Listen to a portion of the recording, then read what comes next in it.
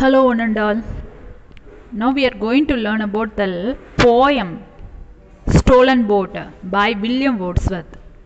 William Wordsworth is one of the greatest poet, playwright. He was also called a nature poet. He was born in England. The spontaneous overflow of powerful feelings that is collected tranquility in his poems. That was his masterpiece of all the poems. Stolen Boat by William Wordsworth. Boat stealing, excerpt from the Pudul, 1850. 1850 version. One summer evening I found a little boat tied to a willow tree. Within a rocky cove, its usual home. Straight I unloosed her chain and stepped in. Pushed from the shore, it was act of stealth and troubled pleasure, nor without the voice of mountain echoes did my boat move on, leaving behind her still on either side small circles glittering idle in the moon, until they melted all into one track of sparkling light, but now like one who rose, proud of his skill to reach a chosen point with an unswerving line. I fixed my view upon summit of a grudgy ridge, the horizon almost boundary for above. Let us learn the summary. Since the poem is an extract of long epic, the whole poem forms one whole stanza. The poem begins with the poet confessing an incident from his childhood. On a summer evening, the young poet found a little boat tethered to a willow tree in some rocky cave. He stole the boat and took it on a joy ride across the lake. He was aware of his act of stealth, but his guilt was intermixed with a feeling of pleasure.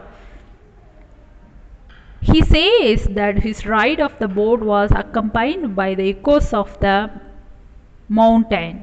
The poet, stealthy, kept moving away from the shore, and the reflection of the stars and moon left a trail of light on the surface of the water. As he sailed away from the shore, he kept his eyes on the horizon, which comprised a short grub and the stars above. To keep his path fixed to a straight, unswerving line, the poet praises the light boat he had stolen and calls it an elfin pinnace. He also praises his own prowess as a rover and compares himself and the boat to a swan that goes, having through the water gracefully and effortlessly. This mercy ride continued in peace until a mighty mountain peak and upraised its head between the short grub and the stars. As he kept roving farther away from the shore, the mountain grew in sight. The form of the huge shape frightened the poet and stirred his consciousness.